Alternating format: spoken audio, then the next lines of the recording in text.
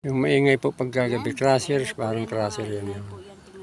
Oo, mga bundok dito. Dati po yung bundok na po yun, napakataas. Ang kalsada na yun. Pero napakaano na po nila kasi, ayan, yan po ang ginagawa nila. Ito na po, nung mga kabataan po namin, ito kami naliligo. Oh, yan o. Yan si, maganda din tulay o. Ayan o. Si Nanay Fatima po yan, mga kasama, mga katim, Team Rampatas.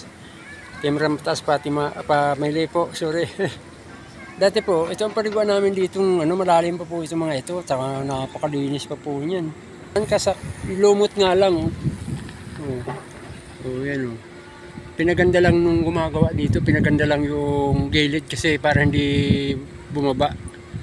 Hindi gumuho. Ayun, papunta sa taas, may subdivision dun sa taas. Doon po sa bundok na yun, sa kabila na yun, parang malapit sa Antipolo po yan. Ayun. Yung ganda na, may mga hagdanan na nga sila. Ito na pong yun, ganda pa rin, no? Ang lalim niyan dati, ang sarap niyan talunan dyan, yun. Tapos ngayon, may bahay doon sa taas.